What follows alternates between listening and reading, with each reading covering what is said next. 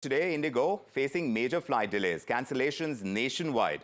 It has caused a lot of inconvenience and this to thousands of passengers who are traveling. Earlier, Air India had also faced similar tech glitches. Indigo, of course, has acknowledged that the disruption over the past couple of days, it has issued an apology on this and has cited multiple factors for this chaos, including minor tech glitches. They're talking about winter schedule changes, bad weather, aviation congestion, new crew duty rules that is part of the regulations as well. So these issues combined severely impact flight operations, as we've seen, and the airline is saying it is now making calibrated adjustments to their schedule for the next 48 hours to stabilize operations. But affected passengers, they're being offered alternate travel options. They're given refunds as well, is what we're hearing. It comes shortly after Air India also faced tech issues, like I said. So let's discuss the sector and how it's doing. And Sanjay Lazar is an aviation consultant. He's an author and CEO of Avialaz. He's joining us here to unpack what the recent tech glitch at Indigo really means for travelers and the broader industry. Mr. Lazar, it's good to have you with us, but not the best of times for travelers. 100 flights delayed, cancelled. Indigo today, and Air India has faced its own share of operational disruptions recently. Tell us if this is a sign of some kind of increasing systemic fragility in our aviation sector. Good evening, Vikram. Thank you for having me on your show. And yes, it's not the best of times to come on a TV, on a business channel and talk about, disruptions in the aviation space. But I've read Indigo's latest statement about the technical glitches, and I believe about 300 flights over 2 days have been hit. I'm not sure what the technical glitches were, but maybe they need to be more precise over that.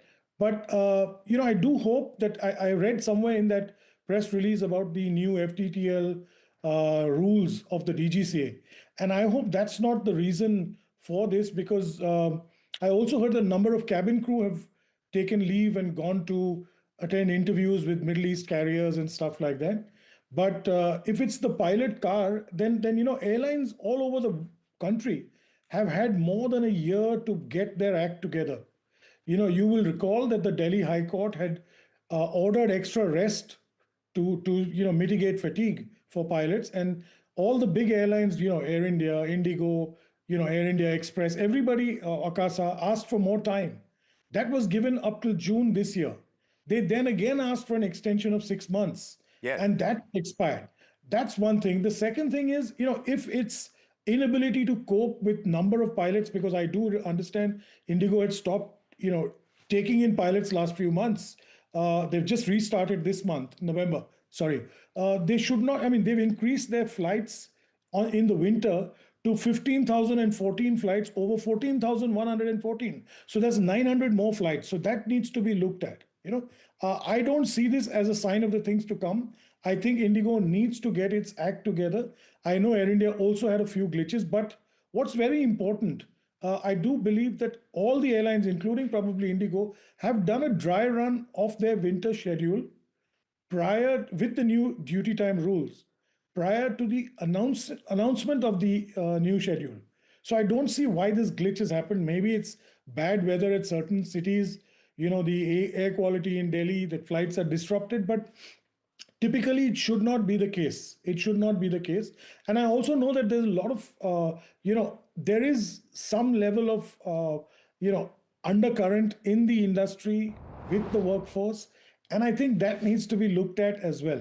Let's not gloss over it saying that technical glitches and only, problems with weather. There's more that meets the eye. But more also means that the traveler finds the dependability on airlines now coming down, because on-time arrival claims, they're seriously getting tested for whatever reasons. Yes, tech glitches, one aspect of it. We hear of crew shortages and aircraft utilization. There's regulatory pressure on the rostering regulations as well. So all of that put together, at the end of the day, the traveler is not finding aviation travel dependable. Now, that's a huge question mark for a sector that is about to grow.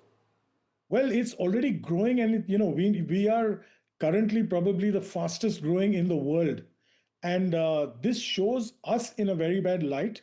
Unfortunately, our customer, our traveler, you and me who are travelers, are bearing the brunt of this. And I do believe the ministry as well as the DGCA need to step in and have a close look. And if an airline cannot handle an increase of 9% over its, 900 flights additionally over its summer, then cut back to the summer schedule, roll back and fly less, but make sure the passengers, I've also looked at fares. Vikram, that's something really concerning. I've looked at fares because there's an effective duopoly today. And with the lack of having extra, flights by other airlines or newer carriers coming in, fares are going through the roof. And we need to control that as well. Right. Because how far will, our traveler keep paying such high fares? You're absolutely right about on time. There's chaos in the Mumbai airport. I've seen images. There is also trouble in Delhi. I've not seen what's up at Bangalore, but it's definitely mayhem at the moment with the large number of flights. And as you know, Indigo currently controls over 60% of our domestic market. So they're absolutely, the front runner, and they control the market literally. So we need to look in very closely at this, and I do hope Indigo gets its house in order. Yes. And sorts out the schedules. But not just Indigo, Air India. Both of them have run into operational trouble, and this is within days of each other. So what's the one thing that you believe Indian airlines must fix immediately to restore passenger confidence now that we have this problem?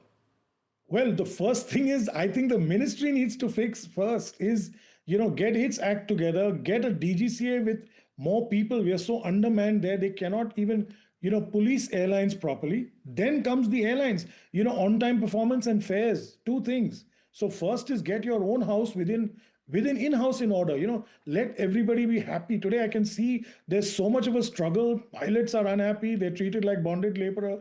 Cabin crew are looking at flying elsewhere. The ground, there's engineering issues. Yes. Air India had some issues. Indigo's got some issues today. Everybody claims, says all these issues are being played out in the media. Yes. And the poor passenger is the sufferer. Indeed. So I think let's put the passenger first. Let's first put in a strong charter. There's no strong passenger charter. Have we realized? I mean, the DGCA and the government have not bothered about a strong passenger charter in years. Right. The passenger is just being bounced around. And that's what we need to also correct. You're absolutely right. These technical glitches could be temporary, but unless airlines strengthen systems and accountability, it's the passenger who keeps paying the price in delays, in disruption and uncertainty. But Sanjay Lazar, thank you very much for joining us with your insights on this.